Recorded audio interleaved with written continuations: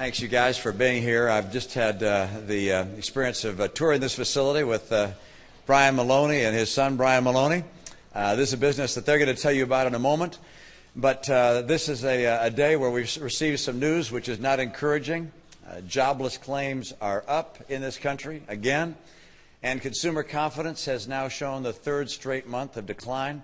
That is a record which has not been matched since 2008.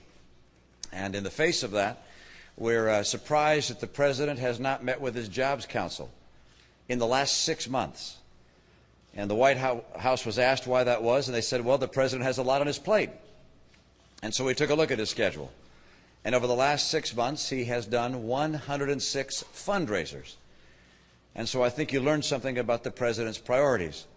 The job he's interested in protecting is his own. The job that should be protected is the job of men and women in this country who want to get jobs, who want to go back to work, who want to have rising incomes again. Now, this is the kind of place that has put people to work. Over the years, over the decades, Brian and his son have built this enterprise to employ people from this community in good jobs with good opportunities. I'm pleased to hear the story about how they built this business. And by the way, they did build this business. When the President said that if you got a business, you didn't build it, come here and talk to Brian. And you'll learn that, in fact, he did build this business. Someone else isn't responsible for what he did here. He's the one that took the risk. He's the one that built this enterprise. He's the one responsible for helping get these people these jobs. And then the people who work here, they're also responsible for helping build this business. They came together and did it together. This is not the result of government. This is the result of people who take risk, who have dreams, who build for themselves and for their families. Now, I know that there's some people who think what the President said was just a gaffe. It wasn't a gaffe. It was instead his ideology. The President does, in fact, believe that people who build enterprises like this really aren't responsible for it. But in fact, it's a collective success of the whole society that somehow builds enterprises like this. In my view, we ought to have to celebrate people who start enterprises and employ other people. The President, by the way, in his remarks went on not just to talk about if you have a business, you didn't build it. He went on to talk about other measures of success. He said if you think you're smart, well, there are a lot of other smart people. And if you think you're working hard, there are a lot of other hard-working people. Where was he going with that? What's he trying to say? That we don't celebrate and reward success and achievement? My own view is that if you attack success, you'll continue to see what we've seen over these last 3.5 years, which is less success. America is a nation which is defined by people coming to achieve, to fulfill their dreams.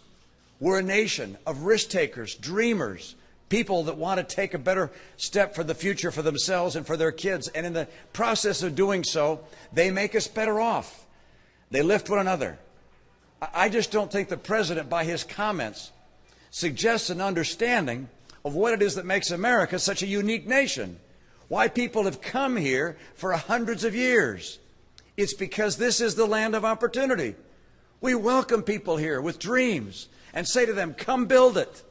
Not come here because government will give it to you, but come here because this is a place where your dreams will be good for you and good for our entire nation. Now, I want to say thanks to the Maloneys for opening their shop today and for members of their team for welcoming me here today. I'm sorry to slow things down in the shop, but we know nonetheless that these guys have a lot of work to do, and I don't want to keep them away from it. So with no further ado, I'm going to introduce the founder of this business who built it, Brian Maloney. Brian?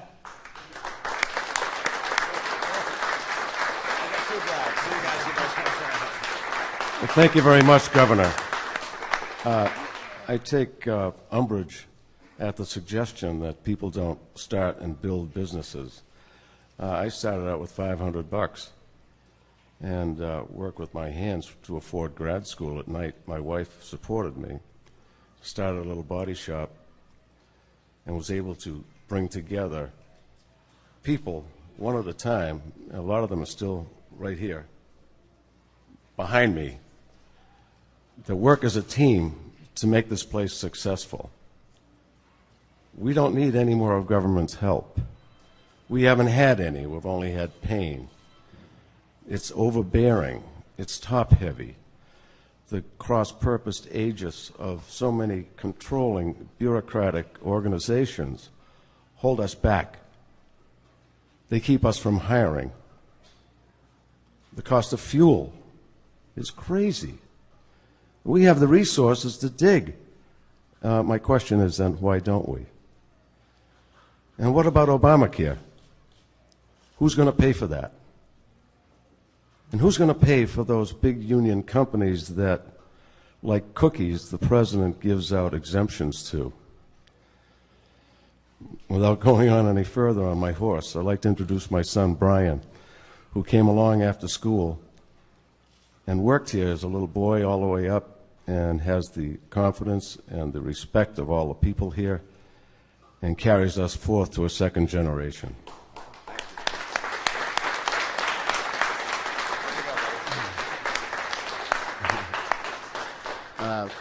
I didn't really expect this today. However, we're happy to have the future president here with us. And just want to say back to building the business. My father's 70 years old, and he still works his butt off every day. 69 and counting. But we support Mr. Romney and hope that, he has success in the near future.